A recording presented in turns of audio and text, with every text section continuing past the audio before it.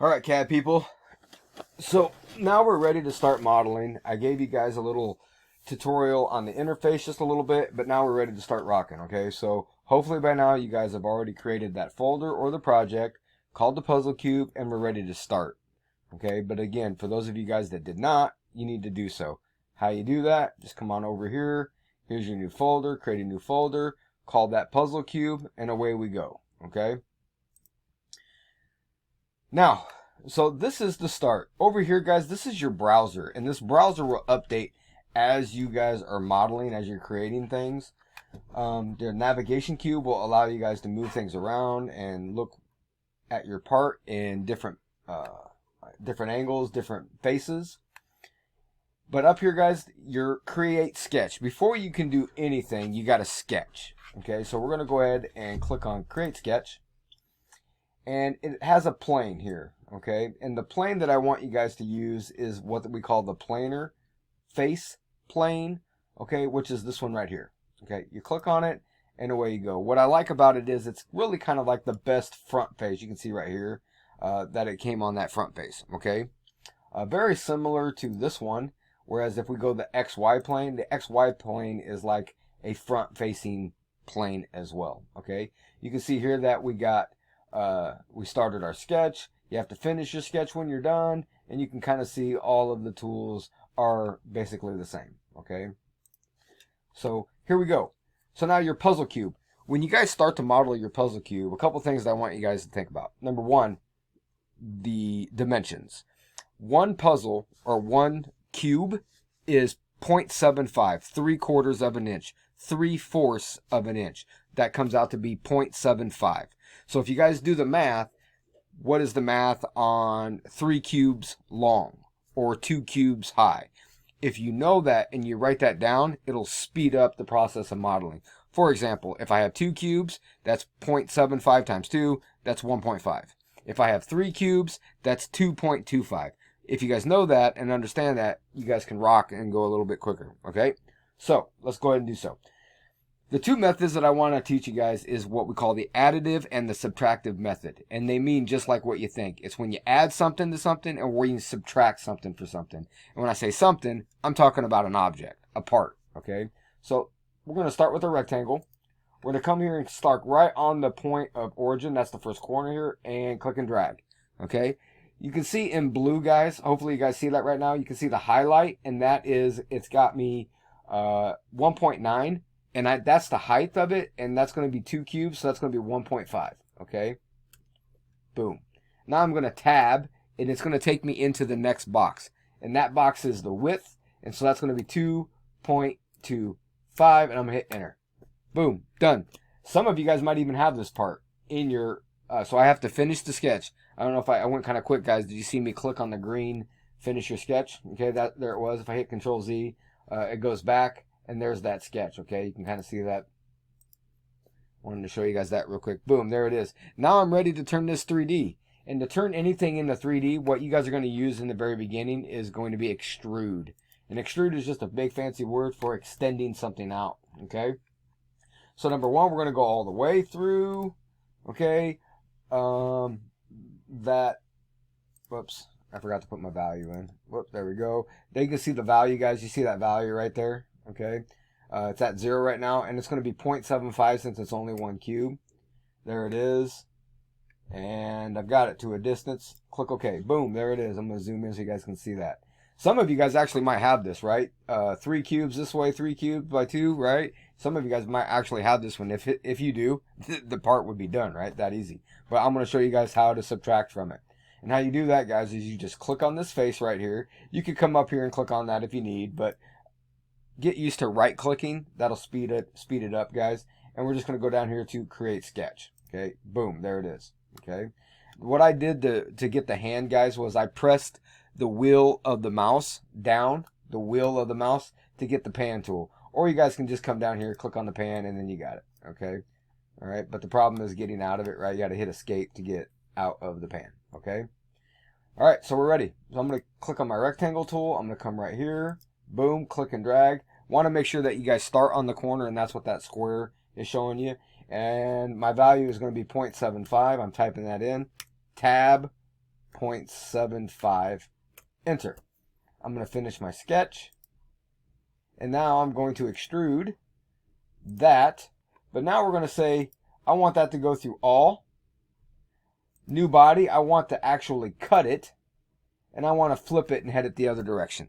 And cut it away. Subtract it from the part. So there's subtraction. Okay.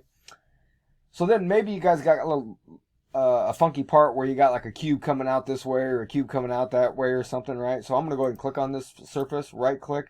I'm going to go create sketch. I'm going to get my rectangle tool and I'm going to click and drag, okay?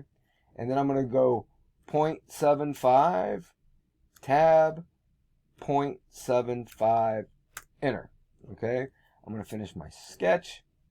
I'm going to extrude that. I'm going to call that 0.75, enter, done. I've added. That is the additive method, okay? Pretty simple concept, guys. I think it's pretty simple, pretty straightforward of what you're doing. Now, the only thing that you guys have left is to add an appearance to it, color, okay? So what we need to do is we need to select it. Everything is selected. Right click, go to appearance. There is appearance, and over here was my appearance log, and notice that nothing is there, okay? This is something that I really don't care for, this software, okay? So I went to paint, and then I opened up the glossy deal here. So maybe this part was supposed to be blue, maybe this was supposed to be green, but notice how limited we are under glossy colors. Now there's other colors here, guys, but we are really, really limited to the amount of colors that are available. And to be honest, I am a little confused on like how to get more colors, okay? So this is the best way that I found, okay? And I'm still learning. So I think we could like add this to your favorites, right? And eventually those will appear. But here's what I'm going to do. I'm going to click this. Maybe this is supposed to be green. So I just drug that out there. And then I come up here. Notice how it says like it's a green color. But maybe you wanted a different green. Maybe that's not the green you wanted. Here's what I suggest that you do. Right click on this thing and duplicate it. And there that is. Right click on that one and click on edit. And then it opens up this like a color scheme, kind of like in paint. And then you can like slide this around and take like a, I don't know, maybe you want like a lighter color green. Click OK. And now you can see you got a lighter green. You can come out here and boom, there it is. Okay. So that's the way that you guys can adjust it. And you want to make sure that you duplicate and then edit those colors. That is the best way that I have found to be able to do this. Okay. For those of you guys that like to play around and just learn new stuff, hey, I am all ears, guys. If you want to teach me something, because I'm learning this software as well. Okay. So now, this part, let's say this part was done and you're ready to save. Okay. So you just come up here. Boom. There it is. I created a project folder called Puzzle Cube. Okay.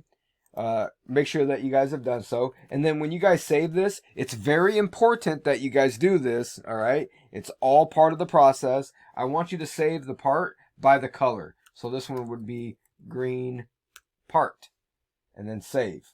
Okay. I'm not going to save it because I've already got other parts saved and I don't want to add any more to my collection. So I'm just going to hit cancel, but you guys would not, you guys would save this. Okay. Boom. There it is. Then to start your next part, you just kind of come up here, new design, click it, and you're ready to go.